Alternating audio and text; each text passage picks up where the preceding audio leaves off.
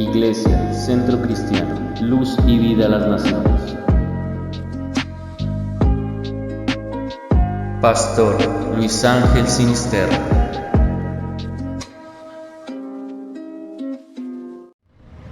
Un cordial saludo, amable amigo y hermano. Un abrazo a la distancia. Nuevamente estamos listos para predicar la palabra del Señor. Hoy quiero abordar un tema y es con base en una pregunta: ¿cómo debe vivir un siervo de Dios, un pastor de la iglesia? En el capítulo 21 del Evangelio según Juan, capítulo 21 del Evangelio según Yohanan o Juan, partiendo del versículo 15. Cuando hubieron comido, Jesús dijo a Simón Pedro: Simón, hijo de Jonás, ¿me amas más que estos? Le respondió: sí, Señor, tú sabes que te amo. Él le dijo: apacienta mis corderos. Volvió a decirle la segunda vez: Simón, hijo de Jonás, ¿me amas? Pedro le respondió: sí, Señor, tú sabes que te amo. Le dijo: pastorea mis ovejas. Le dijo la tercera vez: Simón, hijo de Jonás, ¿me amas? Pedro se entristeció de que le dijese la tercera vez: ¿me amas? Y le respondió: Señor, tú lo sabes todo.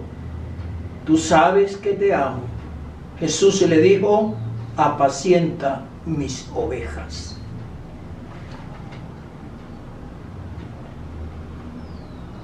El apóstol Pedro había negado en 3 oportunidades al Señor, y el Señor le pregunta 3 veces que si lo amaba. Cuando Pedro responde afirmativamente, el Señor inmediatamente le dice: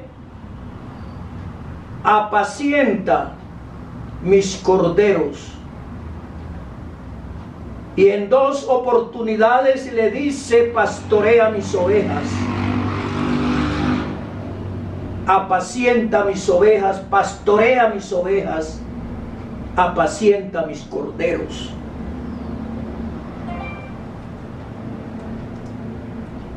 La pregunta está muy relacionada con el amor. Si en verdad Pedro amaba al Señor, debía también amar a las ovejas y debía apacentarlas con amor.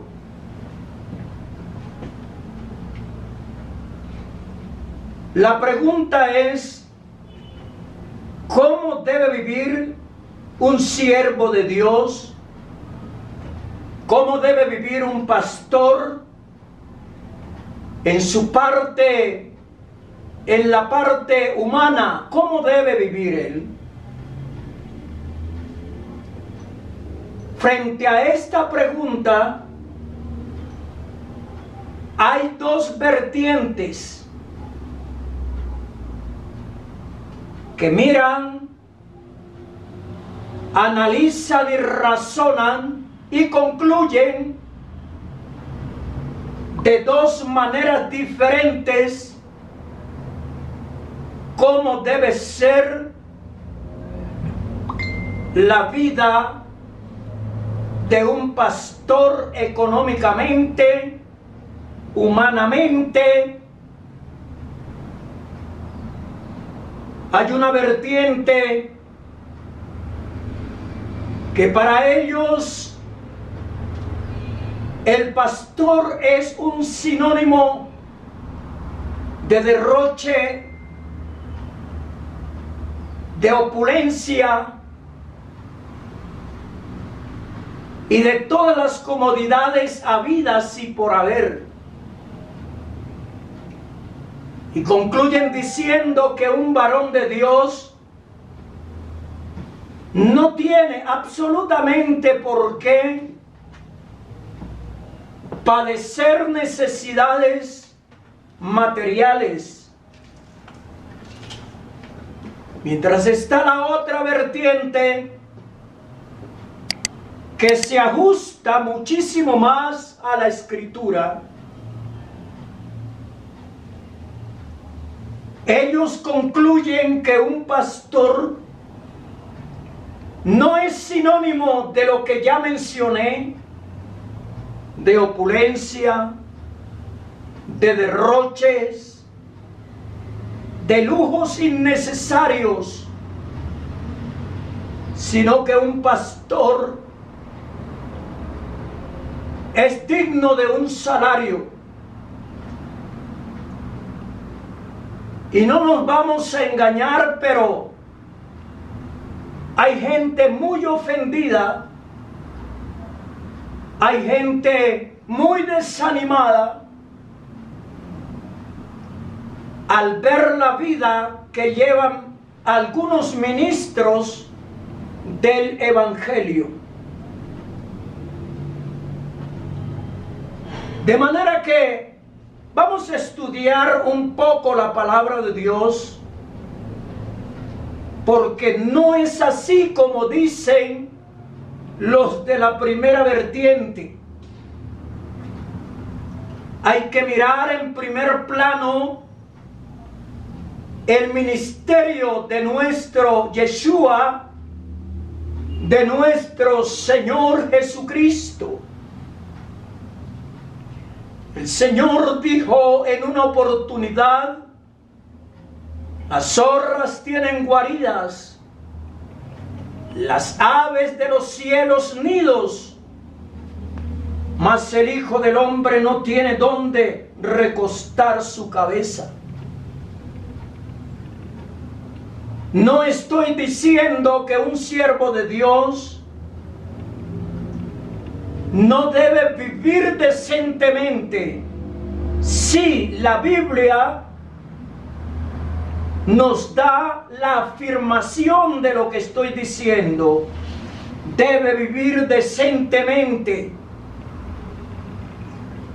Pero el pensamiento, lo que debe cundir la mente del que sirve a Dios, del obrero cristiano, es que él debe estar dispuesto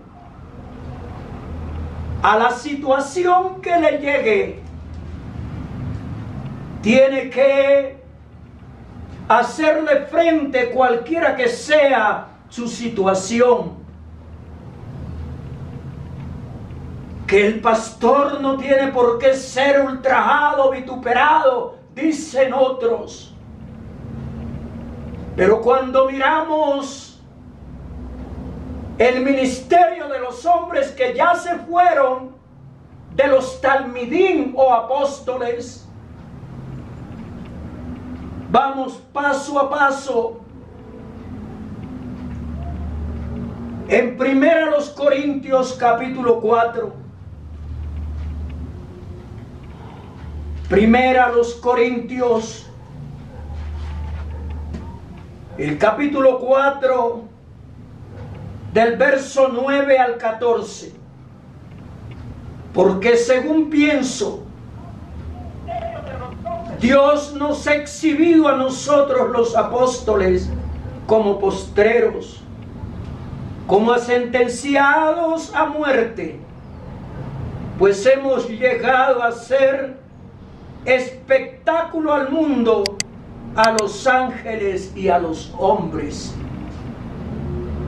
Nosotros somos insensatos por amor de Cristo, mas vosotros prudentes en Cristo. nosotros débiles, mas vosotros fuertes, vosotros honorables, mas nosotros despreciados. Hasta esta hora padecemos hambre, tenemos sed, estamos desnudos, somos abofeteados y no tenemos morada fija. Nos fatigamos trabajando con nuestras propias manos, nos maldicen y bendecimos, padecemos persecución y la soportamos, nos difaman y rogamos. Hemos venido a ser hasta ahora como la escoria del mundo, el desecho de todos. No escribo esto para avergonzaros, sino para amonestaros como a hijos míos amados. ¿Acaso el apóstol Pablo no era un hombre de Dios? Claro que sí. Un apóstol lleno del poder de Dios. Algunos dones espirituales operaban en él, a través de él. La sabiduría que había recibido de Mashiach, del Mesías, era una sabiduría admirable. Y él está presentando los sufrimientos como apóstol, la manera como a él lo miraban, que no era de la admiración del imperio romano de ninguna manera. Un hombre que había vivido exactamente como el Señor dijo que le iría a acontecer. Yo le mostraré cuánto es menester o necesario que padezca por mi nombre. Recuerdo hace muchos años en Colombia cómo vivían los ministros del Evangelio, la manera como los perseguían y nos perseguían, la manera como nos trataban incluso autoridades legalmente constituidas. Pero esto nos daba mucho más valor para buscar de Dios de rodillas, para clamar al Altísimo. Y cómo se manifestaba el Señor. Claro que Él todavía se manifiesta, pero la vida de muchos ministros, ¿cómo ha cambiado? Algunos se han tornado indiferentes y tienen una falsa teoría en la mente, y es que un ministro es sinónimo de opulencia, que un ministro es sinónimo de muchas comodidades, que un ministro es sinónimo de admiración y de reconocimiento del mundo. Pero la verdad es, lo que Jesús habló, todo lo que Él dijo es verdad. Y Él dijo: si el mundo os aborrece, sabed que a mí me aborreció antes que a vosotros. Si fuerais del mundo, el mundo amaría lo suyo. Mas porque no sois del mundo, antes yo os elegí del mundo, por eso el mundo os aborrece. Esa amistad, esa admiración del mundo hacia muchos de nosotros, es por falta de acercarnos más al Señor. Es falta de humillarnos más, porque ninguna comunión tiene o hay entre la luz y las tinieblas. Recordemos el declive de la iglesia, cuando Constantino el emperador declaró que había recibido una visión, que había tenido una visión, que la cruz lo había vencido, y se declaró seguidor de Jesús.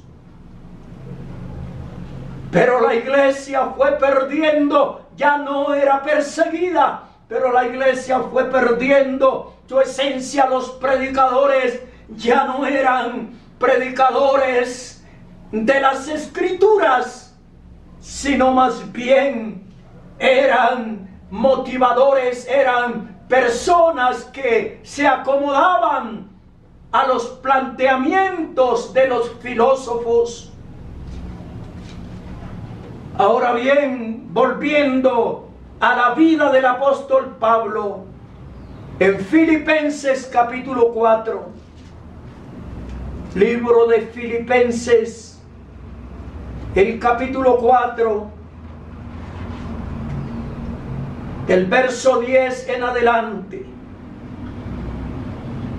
Mire la estatura espiritual, ministerial del apóstol, pero escuche atentamente lo que él dice. Usted argumentará fue en otro tiempo, pero lo que dijo Jesús es para todas las épocas. En gran manera me gocé en el Señor de que ya al fin habéis revivido vuestro cuidado de mí, de lo cual también estabais solícitos, pero os faltaba la oportunidad. Pablo no está condenando a la ancianita porque no le enviaba dinero. No. Pablo no está predicando un discurso, un mensaje condenador porque habían fallado en algunos envíos, pero Pablo dice, pero os faltaba la oportunidad. No lo digo porque tenga escasez, anote esa palabra, pues he aprendido a contentarme cualquiera que sea mi situación. Sé vivir humildemente. Yo desafío en esta mañana a algunos ministros para que digan y digamos como dice Pablo, sé vivir humildemente. Si esto ocurriera en la vida de algunos, seguramente abandonarían el ministerio. Y sé tener abundancia. En todo y por todo estoy enseñado, así para estar saciado como para tener hambre, así para tener abundancia como para padecer necesidad. Todo lo puedo en Cristo que me fortalece. Ojalá esta palabra sirva de aliento a muchos ministros que están pasando muchos trabajos, dificultades, escasez en su familia. No es que tu compañero de milicia estás en pecado, no es eso como quieren mostrar aquellos cuya teoría es que un ministro no tiene por qué vivir épocas de escasez. Ahora bien, 2 de Corintios 11. Pablo, el apóstol, agradece a los hermanos de Filipos. Agradecen su generosidad, pero hay quienes no se contentan con nada si no tienen sus arcas llenas. Dicen que esa congregación no les sirve. Eso es una ofensa a Dios. Segunda de Corintios capítulo 11. El versículo 22. Que un pastor no tiene por qué sufrir persecución, que estamos en otra época. Oh, mi hermano, pero el mensaje de la cruz es igual. El mensaje vivo del Evangelio es igual. No nos equivoquemos, en cualquier momento las cosas en Colombia pueden cambiar. Segunda de Corintios 11, 22 en adelante. Son ministros de Cristo. Como si estuviera loco hablo. Yo más. En trabajos más abundante. En azotes sin número. En cárceles más. En peligros de muerte muchas veces. De los judíos 5 veces he recibido 40 azotes menos 1. 3 veces he sido azotado con varas. 1 vez apedreado, 3 veces he padecido naufragio. 1 noche y 1 día he estado como náufrago en alta mar. En caminos muchas veces, en peligros de ríos, peligros de ladrones, peligros de los de mi nación, peligros de los gentiles, peligros en la ciudad, peligros en el desierto, peligros en el mar, peligros entre falsos hermanos, en trabajo y fatiga, en muchos desvelos, en hambre y sed, en muchos ayunos, en frío y en desnudez. Y además de otras cosas, lo que sobre mí se agolpa cada día es la preocupación por todas las iglesias. Y pregunta el apóstol, ¿quién enferma y yo no enfermo? ¿A quién se le hace tropezar y yo no me indigno?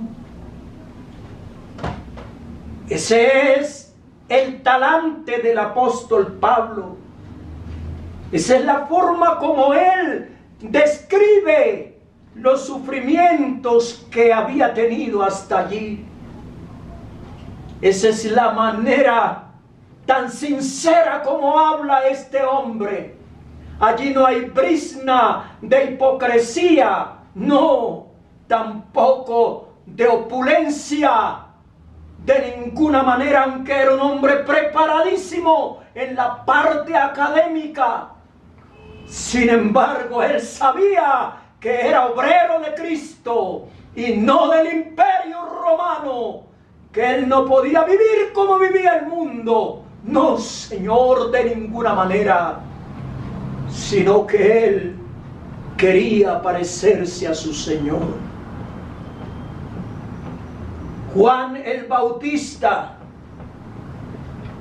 como el más grande de los profetas, Jesús mismo habló de él y mostró de la manera como Juan vivió, como lo vieron. Pero este varón hizo temblar a Israel con su mensaje. Mateo capítulo 11. Mateo 11. Juan, él envió discípulos a preguntarle. Envió 2 de sus discípulos para preguntarle a Jesús: ¿eres tú aquel que había de venir o esperaremos a otro? Respondiendo Jesús les dijo, y hay 2 puntos. ¿Qué les dijo el Señor? Quédense y les invito a ver mi mansión. No. Les invito a ver mis coches de lujo. Tampoco. Les invito a que vean mi barca, que es la mejor. Él no tuvo barca de propiedad. Y haced saber a Juan las cosas que oís y veis. Los ciegos ven. Esas son las cartas credenciales. Los cojos andan. Los leprosos son limpiados, los sordos oyen, los muertos son resucitados y a los pobres es anunciado el Evangelio. Y bienaventurado el que no halle tropiezo en mí. Mientras ellos se iban, comenzó Jesús a decir de Juan a la gente. Jesús usó una especie de apología. Habló a favor de Juan, lo presentó como él era. ¿Qué salisteis a ver al desierto? ¿Una caña sacudida por el viento? ¿O qué salisteis a ver? ¿A un hombre cubierto de vestiduras delicadas? He aquí, los que llevan vestiduras delicadas en las casas de los reyes están. ¿Pero qué salisteis a ver? ¿A un profeta? Sí os digo, y más que profeta. Porque este es de quien está escrito: he aquí yo envío mi mensajero delante de tu faz, el cual preparará tu camino delante de ti. De cierto os digo, entre los que nacen de mujer, no se ha levantado otro mayor que Juan el Bautista, pero el más pequeño en el reino de los cielos mayor es que él. Desde los días de Juan el Bautista hasta ahora, el reino de los cielos sufre violencia y los violentos lo arrebatan. Porque todos los profetas y la ley profetizaron hasta Juan. Juan el Bautista, Juan el Inmersor, un hombre poderoso en sus palabras. Pero Jesús hizo la presentación de su ministerio. Jesús mostró lo que tenía que mostrar. Él no mostró lujos, mostró el poder que operaba, que actuaba en él. Eso era lo que el mundo necesitaba. Hermano pastor, ministro, misionero, evangelista, el mundo no necesita, la humanidad no necesita ver los lujos de un pastor. Lo que la humanidad necesita es que el pastor muestre las credenciales, que el pastor pueda ayudar con el poder, con los dones que ha recibido del Señor, con las armas que ha recibido del Señor, porque las armas de nuestra milicia no son carnales, sino poderosas en Dios para destrucción de fortalezas. ¿Cómo debe vivir un pastor? Un pastor es un obrero.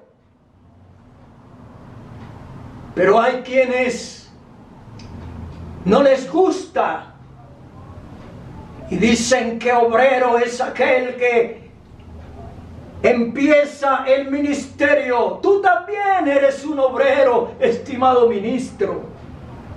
La Biblia no dice que el obrero es digno de opulencia, sino de su salario. De su salario. ¿Por qué no actuamos con justicia? ¿Por qué no tomamos la Biblia y miramos los límites que tenemos los que predicamos el Evangelio? La pregunta es, ¿qué es un salario? Un salario le alcanza a la persona para vivir sin ostentaciones. Primera Timoteo capítulo 5. Primera Timoteo capítulo 5.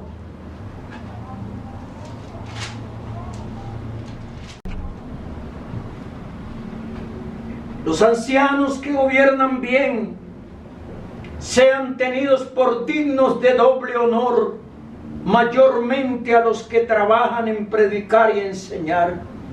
Pues la Escritura dice: no pondrás bozal al buey que trilla, y digno es el obrero de su salario.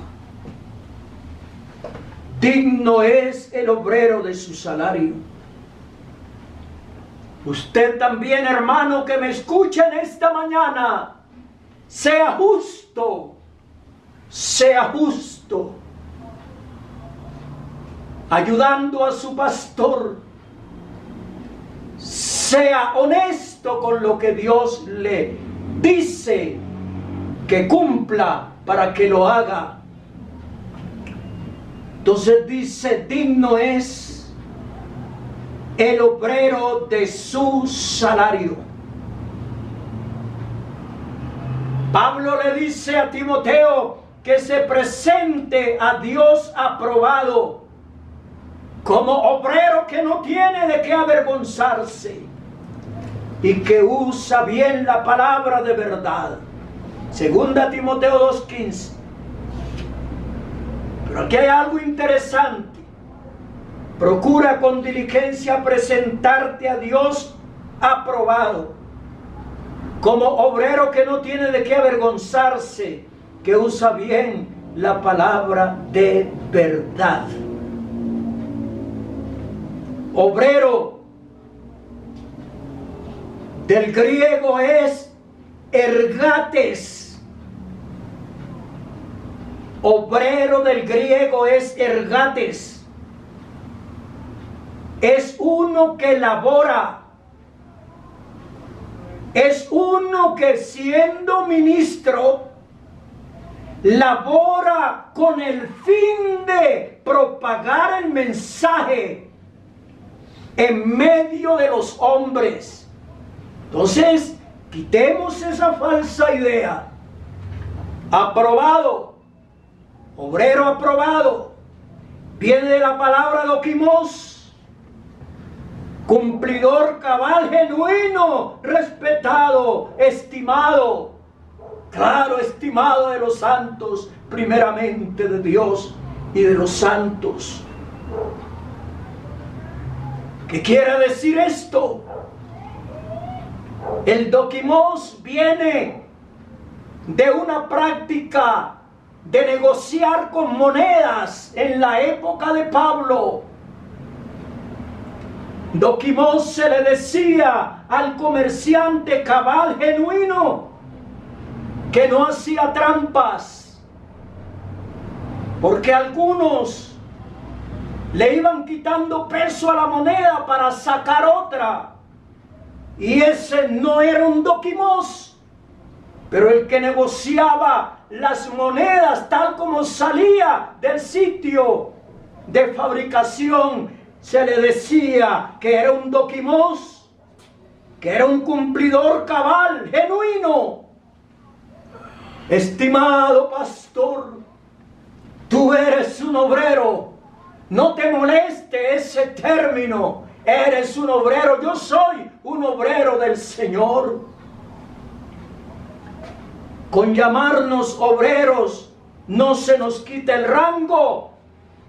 Esto quiere decir que nosotros somos partícipes de la difusión, de la propagación, de la predicación del evangelio, del evangelismo. Bajémonos de ese pedestal. Bajémonos de ese confort, para que así la gente pueda mirar que verdaderamente nosotros somos obreros del Señor. El apóstol Pedro dice que nosotros somos peregrinos y extranjeros. Peregrinos y extranjeros. Hermanos, entienda que los regalos más hermosos que recibimos son aquellos que no se pueden comprar. ¿Por qué no buscamos esas cosas que no se pueden comprar, que no son tangibles, sino intangibles? Busquemos esto e identifiquémonos con las ovejas. Un pastor se identifica con sus ovejas. Un pastor se apropia de los problemas de las ovejas y dificultades. Un pastor llora con los que lloran. El olor del pastor es el de su rebaño. Un pastor no puede ser impenetrable, no puede estar como en una urna de cristal. Un pastor debe interesarse sinceramente por las necesidades de las ovejas. Un pastor es un amigo y es un hermano, porque a algunos les molesta que los llamen hermanos. Dices que yo soy el pastor. No interesa, si usted no es un hermano en la fe, no puede ser pastor. Entonces el apóstol Pedro dice que somos peregrinos, somos extranjeros. Primera de Pedro capítulo 2, Primera de Pedro 2, el verso 11 dice: amados, yo os ruego como extranjeros y peregrinos que os abstengáis de los deseos carnales que batallan contra el alma, manteniendo buena vuestra manera de vivir entre los gentiles, entre los goyim, para que en lo que murmuran de vosotros como de malhechores glorifiquen a Dios en el día de la visitación, al considerar vuestras buenas obras. Mire, un peregrino no puede ir cargado de cosas. Un peregrino no puede estar pendiente de adquirir tantas cosas y desviar su mirada de aquel en quien debemos fijarla, puestos los ojos en Jesús, el cual por el gozo puesto delante de él sufrió la cruz, y él se ha sentado a la diestra de la majestad en las alturas. Despojarse de todo peso, dice el apóstol, y del pecado que nos asedia, dice el escritor de Hebreos, en el capítulo 12, versículo 1 de Hebreos. ¿Pero qué es todo peso? Usted dirá, es el pecado, pero la Biblia dice, y del pecado que nos asedia. Hay peso, hay preocupaciones, hay intereses creados, hay deseos desmesurados de riquezas en algunos ministros del Evangelio. Y cada vez se cargan más con mayor peso. Y algunos dicen, es que tengo esto y esto y esto y esto, y no paran de señalar lo que tienen. Esto no es malo, pero no es nuestra prioridad. Y siempre y cuando miremos a nuestros hermanos en dificultades, pero hay quienes no se despojan de nada, solamente se lamentan. Pobrecito el hermano fulano, eso no sirve de nada. ¿Por qué no miramos las Escrituras despojados de todo peso? El único peso que debemos tener es peso de gloria, pero no de lo material, pero no de las cosas que perecen. Porque finalmente, en cualquier momento nos vamos. Pero ¿dónde está nuestro corazón? ¿Dónde está nuestra mirada? ¿Dónde está nuestra visión? En Romanos 14, Romanos capítulo 14, en la época del apóstol Pablo había cosas que le gustaban al cuerpo y aún todavía. Pero Pablo dice, si aún la comida es ocasión de caída para mi hermano, mejor no lo hago, mejor no lo hago. El versículo 20 dice, no destruyas la obra de Dios por causa de la comida. Aún hasta eso el apóstol Pablo, sí, era motivo de que alguien tropezara. El apóstol Pablo se privaba de eso. Todas las cosas a la verdad son limpias, pero es malo que el hombre haga tropezar a otros con lo que come.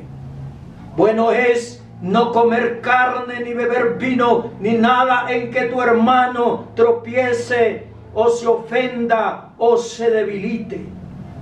¿Tienes tu fe? Tenla para contigo delante de Dios. Bienaventurado el que no se condena a sí mismo en lo que aprueba. El apóstol a los gentiles. Hermanos, vuelvo a la pregunta. ¿Cómo debe vivir un siervo de Dios, un pastor? En primer lugar, el pastor debe conformarse con lo que Dios le provee, con lo que tiene ahora. 2, el pastor debe ser justo con los que padecen necesidad en su congregación. Del sedacá, de la ofrenda a su hermano.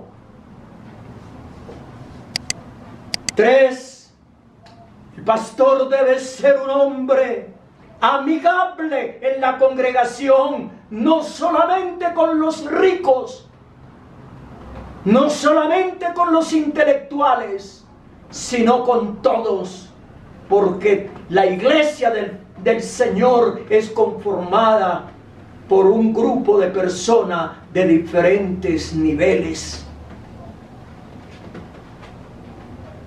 El Señor le dijo a Pedro, ¿me amas más que estos?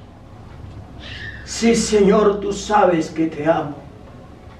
Apacienta, pastorea.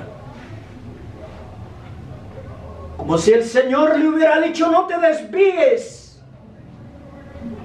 No te desvíes. Que nada ni nadie te haga desviar de estos objetivos que son muy claros. ¿Me amas? Pastorea. Apacienta, pastorea y apacienta. Así es, mi hermano. Si eres un dokimos,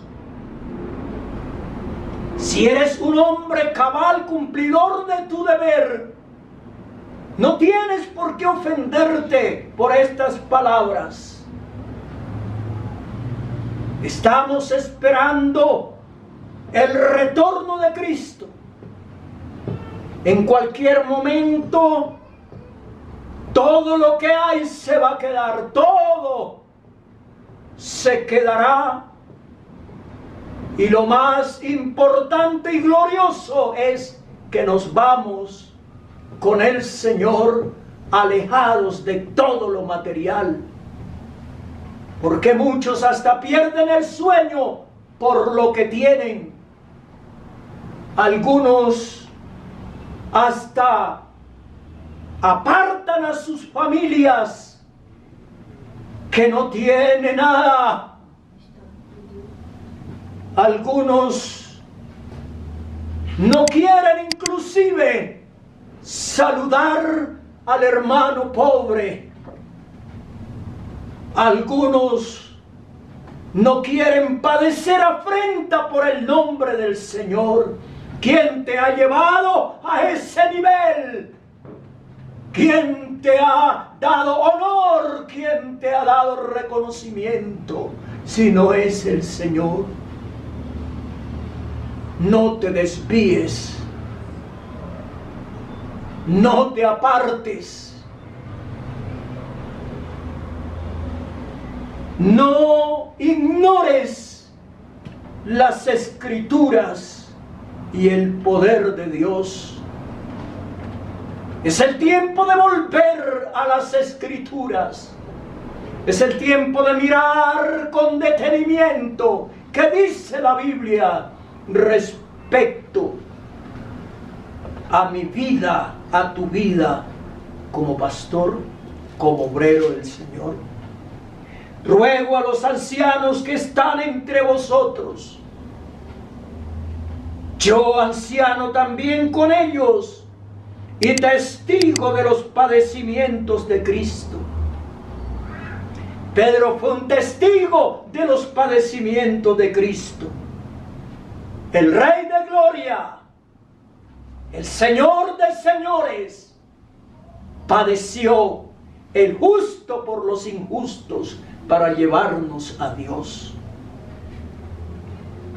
Que soy también participante de la gloria que será revelada. Apacentad la grey de Dios que está entre vosotros, cuidando de ella, no por fuerza, sino voluntariamente, no por ganancia deshonesta, sino con ánimo pronto, no como teniendo señorío sobre los que están a vuestro cuidado, sino siendo ejemplos de la grey. Y cuando aparezca el príncipe de los pastores, si hemos cumplido, si nos hemos desempeñado según las Escrituras, si no hemos sido humillativos,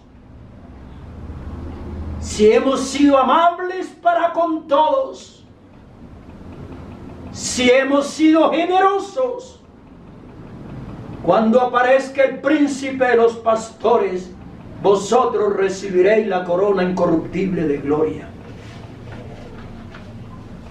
Algunos se creen dueños de la congregación, dueños de los hermanos.